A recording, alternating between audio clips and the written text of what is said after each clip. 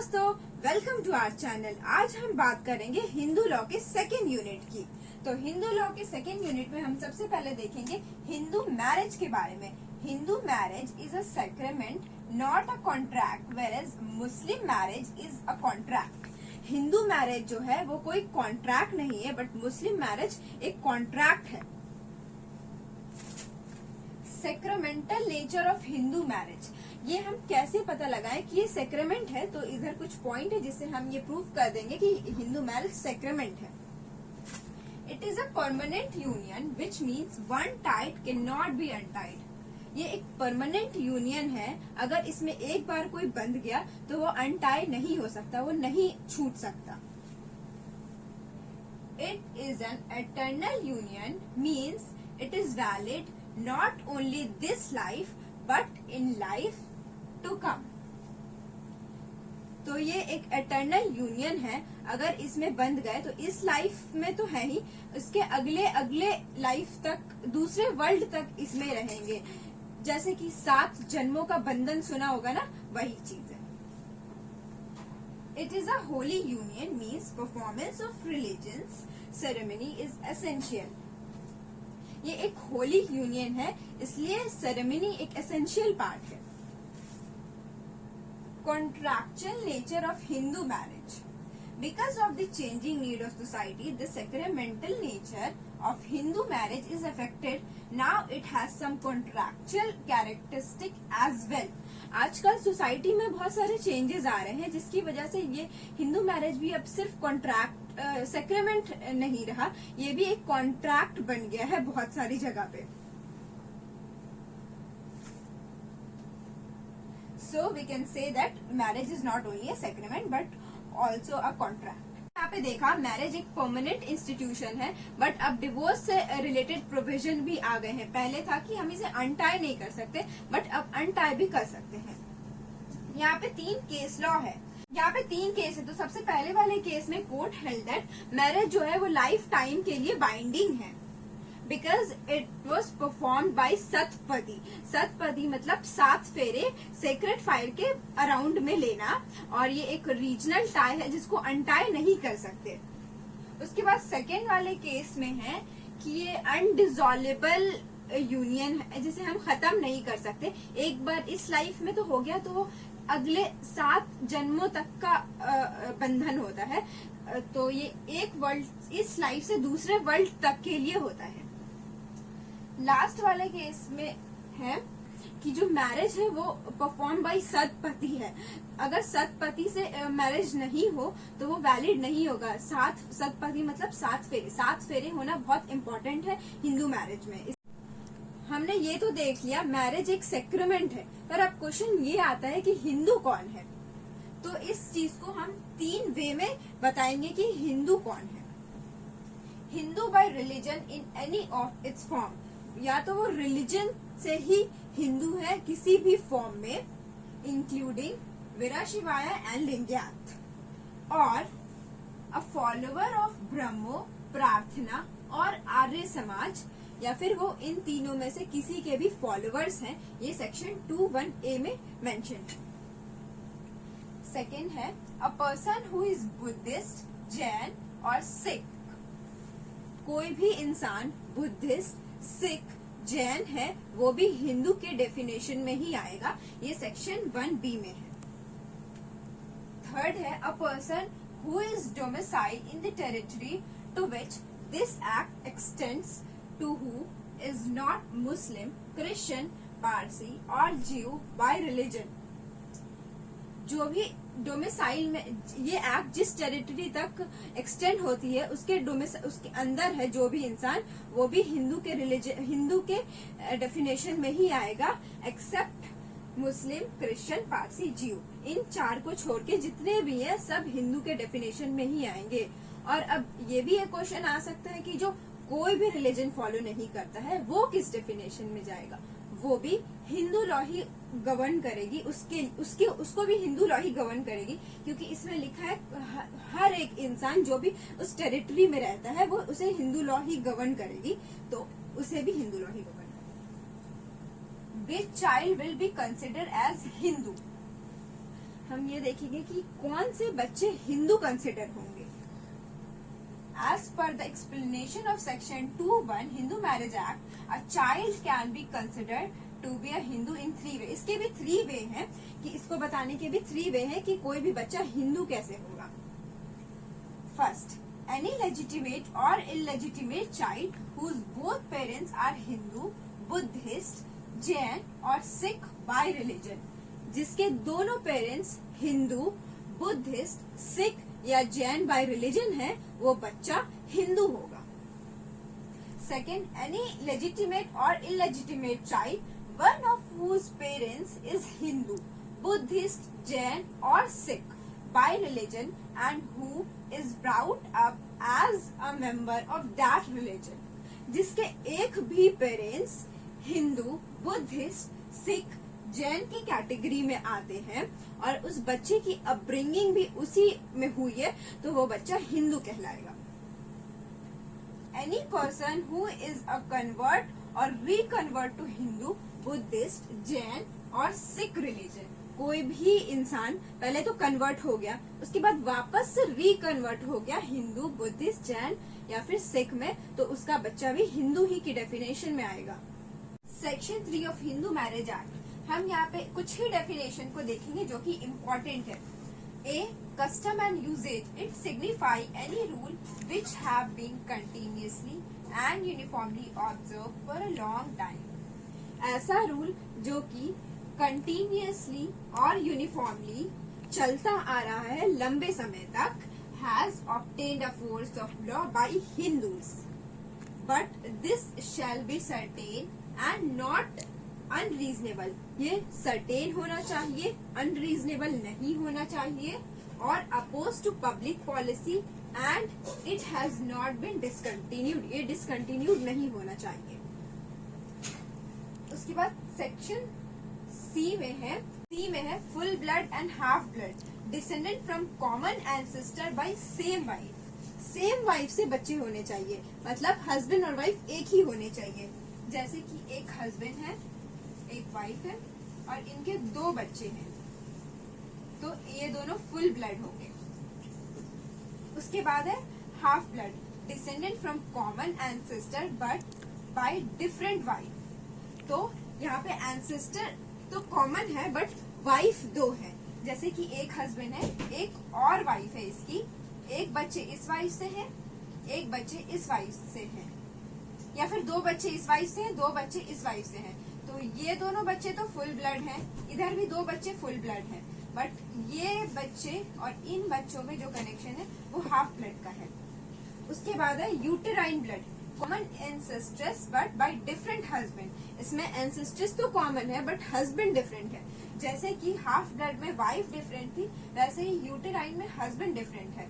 जैसे कि एक वाइफ के ये हस्बैंड है और इनसे 2 बच्चे हैं, फिर इसी वाइफ का एक और हस्बैंड है, इससे 2 बच्चे हैं, तो ये दोनों बच्चे आपस में तो फुल ब्लड होंगे, बट ये बच्चे और ये बच्चे एक दूसरे के यूटेराइन ब्लड होंगे। उसके बाद आता है एफ में सपिंडा रिलेशनशिप। सपिंडा 2 वर्ड से है, एक पिंडा मतलब होता है means body, sapinda person who are particles of same body, जो सेम बॉडी के पार्टिकल्स हैं उन्हें बोलते हैं सपिंडा। इसके कुछ लिमिटेशन है कि मदर के साइड से 3 जनरेशन एंड फादर के साइड से 5 जनरेशन। तो हम यहाँ पे एक चार्ट देख लेते हैं सपिंडा रिलेशन के रिलेटेड। जैसे कि एक ए है, वो अपने मदर और फादर से शादी नहीं कर सकता, ये ए हो गया, ये फर्स्ट जनरेशन। ये अपने फादर से शादी नहीं कर सकती, ये हो गया सेकेंड जनरेशन। फिर ये फादर के फादर से शादी नहीं कर सकती, तो ये हो गया थर्ड जनरेशन। फिर ये फादर के फादर से शादी नहीं हो सकती, ये हो गया फोर्थ। फिर ये फादर के फादर से शादी नहीं हो सकती, ये हो गया फिफ्थ। मतलब ए अपने फादर से शादी नहीं कर सकती, ग्रैंडफादर से, ग्रेट ग्रैंडफादर से शादी नहीं हो सकती। और इधर मदर की साइड से 3 जनरेशन, ए है ये फर्स्ट जनरेशन हो गया, ए अपने मदर से शादी नहीं कर सकती, ये सेकेंड जनरेशन। ए मदर के फादर और मदर से मतलब अपने ग्रैंडफादर ग्रैंड मदर से शादी नहीं कर सकती। में है डिग्री ऑफ प्रोहिबिटेड रिलेशन। इसमें देखेंगे किन किन रिलेशन में शादी नहीं हो सकती, कौन कौन से रिलेशन प्रोहिबिटेड हैं। 2 persons are said to be within the degree of prohibited relation. First, if one is lineal ascendant of the other, जैसे कि एक की शादी उसके मदर या फादर से नहीं हो सकती। Second, if one was the wife or husband of a lineal ancestor or lineal descendant of the other, जैसे कि एक सन है वो अपनी मदर से शादी नहीं कर सकता और ग्रैंड मदर से शादी नहीं कर सकता, और नीचे देखें तो वो अपनी डॉटर इन लॉ से शादी नहीं कर सकता और ग्रैंड डॉटर इन लॉ से शादी नहीं कर सकता। वैसे ही डॉटर के केस में वो अपने फादर से शादी नहीं कर सकती और ग्रैंड फादर से शादी नहीं कर सकती, और नीचे देखें तो वो अपने सन इन लॉ से शादी नहीं कर सकती और ग्रैंड सन इन लॉ से शादी नहीं कर सकती। उसके बाद थर्ड में, if one is the wife of the brother और द फादर और मदर ब्रदर और द ग्रैंडफादर और grandmother brother of the other, जैसे कि कोई भी अपने ब्रदर के वाइफ से शादी नहीं कर सकता, हो गई उसमें भाभी, और फादर के ब्रदर की वाइफ से शादी नहीं हो सकती, मतलब चाचा की वाइफ से शादी नहीं हो सकती, मतलब चाची से शादी नहीं हो सकती। थर्ड में है मदर के ब्रदर के भाई से शादी नहीं हो सकती, मदर के ब्रदर मतलब मामा, मामा के वाइफ से शादी नहीं हो सकती, मतलब मामी से शादी नहीं हो सकती। ग्रैंडफादर ब्रदर, ग्रैंडफादर मतलब ग्रैंडफादर के ब्रदर भी हमारे ग्रैंडफादर ही हुए, उनकी वाइफ से भी शादी नहीं हो सकती, मतलब दादी, इनसे भी शादी नहीं हो सकती। ग्रैंडमदर ब्रदर, ग्रैंडमदर के ब्रदर की वाइफ से भी शादी नहीं हो सकती, मतलब नानी से शादी नहीं हो सकती। If the two are brother and sister, uncle and niece, aunt and nephew, or children of brother and sister, or of two brother or of two sister. Those relation if they both are brother and sister, brother and sister में शादी नहीं हो सकती। Uncle and नीस में आपस में शादी नहीं हो सकती, आंट एंड नेफ्यू में आपस में शादी नहीं हो सकती, children of brother and sister, भाई और बहन के बच्चों की आपस में शादी नहीं हो सकती। चिल्ड्रन ऑफ टू ब्रदर, दो भाई के बच्चों की शादी आपस में नहीं हो सकती। चिल्ड्रन ऑफ टू सिस्टर, दो बहनों के बच्चों की शादी आपस में नहीं हो सकती। मैरिजेस सेक्शन 5 में कंडीशन दिए हुए हैं हिंदू मैरिजेस के। मैरिजेस में be solemnized between two Hindus if they fulfil the following condition. दो हिंदू के बीच में शादी होगी अगर वो इन कंडीशन को फुलफिल करते हैं तब। सबसे फर्स्ट कंडीशन है neither party should has a living spouse eight the time of marriage.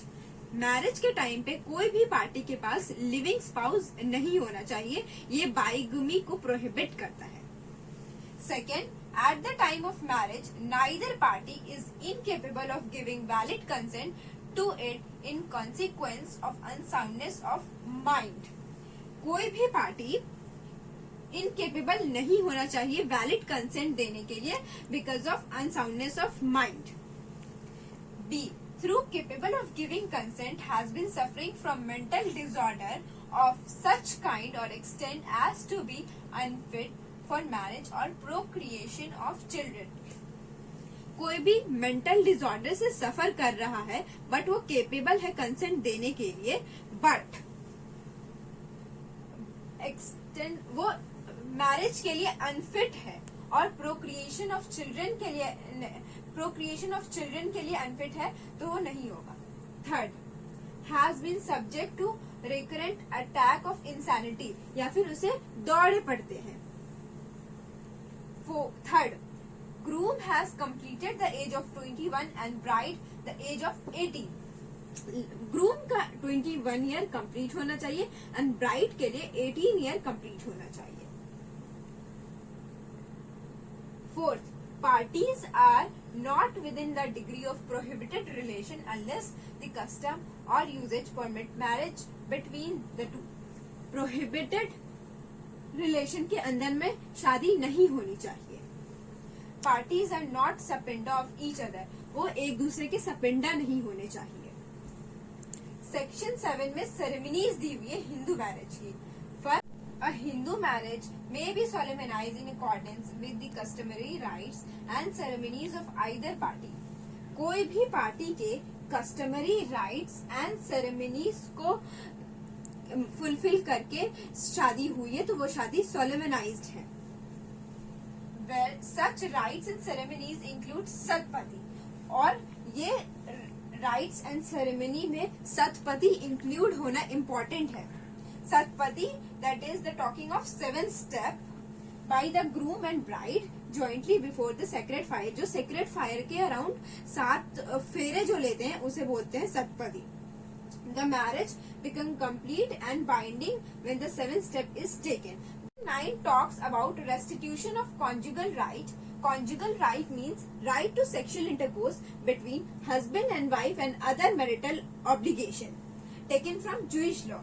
Restitution means restore, whether when either husband or wife has without a reasonable excuse withdraw from the society of the other aggrieved party may apply a petition for the restitution of conjugal right, and court on being satisfied by the petition may give the decree of restitution.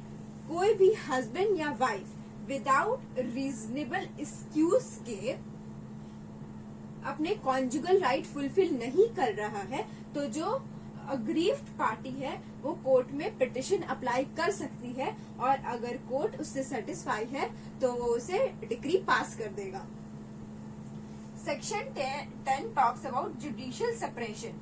Judicial separation can be given on the ground of given in section 13 of Hindu marriage act. तो ये सब ground है जिन पे judicial separation मिल सकता है. Adultery, cruelty, desertion. Desertion भी 2 type का होता है, active and constructive. Conversion, unsoundness of mind, venereal disease, renounce the world and presumption of death. तो जुडिशियल सेपरेशन क्या होता है? जुडिशियल सेपरेशन एक कूलिंग पीरियड है. अगर कोई हस्बैंड एंड वाइफ अपने मैरिटल से खुश नहीं है तो वो डिवोर्स लेना चाहता है, बट कोर्ट क्या चाहेगी, शादी को बचाना चाहेगी, तो वो एक कूलिंग पीरियड के लिए जुडिशियल सेपरेशन दे देती है. और जुडिशियल सेपरेशन इन सब बेसिस पे हो सकता है. या फिर कोई अडल्ट्री कमिट किया है तो कोर्ट के ऊपर है कि या वो डिवोर्स दे या जुडिशियल सेपरेशन दे. क्रुएल्टी में भी सेम है. डिजर्शन. डिजर्शन 2 टाइप का होता है, एक्टिव मतलब हस्बैंड और वाइफ सेम रूफ के अंदर रह रहे हैं मगर अलग अलग, और कंस्ट्रक्टिव में हस्बैंड एंड वाइफ अलग अलग रह रहे हैं. इसमें सेम रूफ में रह रहे हैं और इसमें एकदम अलग ही अलग रह रहे हैं.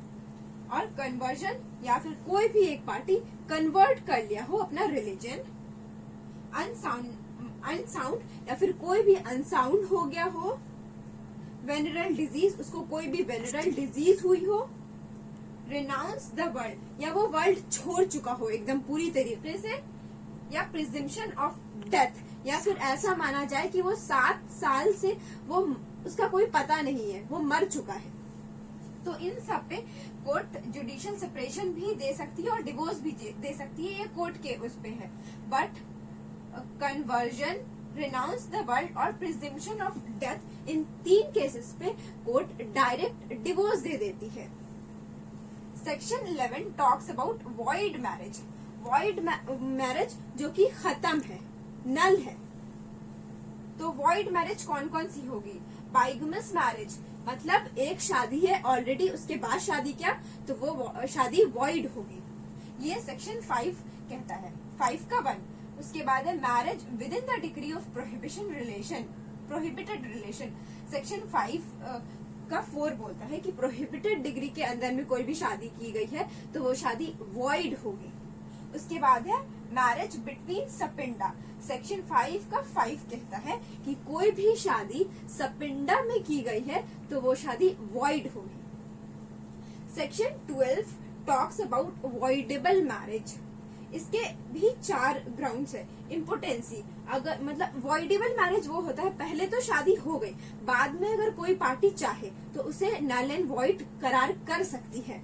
तो उसमें सबसे पहले आता है इम्पोर्टेंसी, मतलब अगर शादी हो गई उसके बाद पता चलता है कि वो वाइफ है या हस्बैंड है, वो बच्चा पैदा नहीं कर सकता, तो उस केस में वो शादी वॉइड कर सकते हैं. फिर अनसाउंडनेस ऑफ माइंड, शादी के बाद कोई भी हस्बैंड या वाइफ अनसाउंड हो गए तो फिर उस केस में भी शादी वॉइड हो सकती है। उसके बाद कंसेंट बाय फोर्स, शादी जो हुई है, पहले तो शादी तो हो गई, फिर बाद में पता चला जो शादी हुई है ये फोर्सफुली कंसेंट से हुई है, तो ये भी वॉइड हो जाएगा। Pregnant by some other person at the time of marriage, तो शादी तो हो गई, बाद में पता चलता है कि जो वाइफ है वो ऑलरेडी किसी और के साथ प्रेग्नेंट थी, तो इस केस में भी शादी वॉइड हो जाएगी। तो वॉइडेबल मतलब पहले शादी वैलिड थी, बाद में वॉइड हो गई, तो उसे हम वॉइडेबल मैरिज कहते हैं। लिव इन रिलेशन, वैसे तो हिंदू मैरिज एक्ट में लिव इन रिलेशन कहीं पे भी मेंशन नहीं है, बट कॉन्स्टिट्यूशन के आर्टिकल 21 में right to life and personal liberty है, जो कि हमें बताती है कि हमारी ये पर्सनल लिबर्टी है कि हमें कैसे रहना है, तो लिव इन रिलेशन इसी में आ जाएगा। तो इसके रिलेशन में हम कोई केस डिस्कस करेंगे। एक केस है Indira Sharma versus BK Sharma. The court started different base of constitution a given relationship, मतलब इस केस से ही बहुत 5 रिलेशन आए थे। फर्स्ट रिलेशन है unmarried male and female adult, male मतलब unmarried male and unmarried female adult है, तो वो साथ रह रहे हैं, एक वो relation. Second married male and unmarried female, male तो मैरिड है बट फीमेल अनमैरिड है। Third unmarried male and married female, male unmarried है, फीमेल मैरिड है। Fourth unmarried male and unmarried male, दोनों मेल अनमैरिड है और दोनों मेल है। Unmarried female and unmarried female, दोनों फीमेल है और दोनों अनमैरिड हैं। और यहाँ पे एक और केस है नोतेज सिंह जौहर वर्सेस यूनियन ऑफ इंडिया 2018, इसमें अननेचुरल सेक्स को डिक्रिमिनलाइज कर दिया गया। सो गाइज, यही था हमारे हिंदू लॉ के यूनिट 2 में। आई होप ये वीडियो आपके लिए हेल्पफुल रही हो। अगर वीडियो अच्छी लगी हो तो वीडियो को लाइक, शेयर एंड सब्सक्राइब बिल्कुल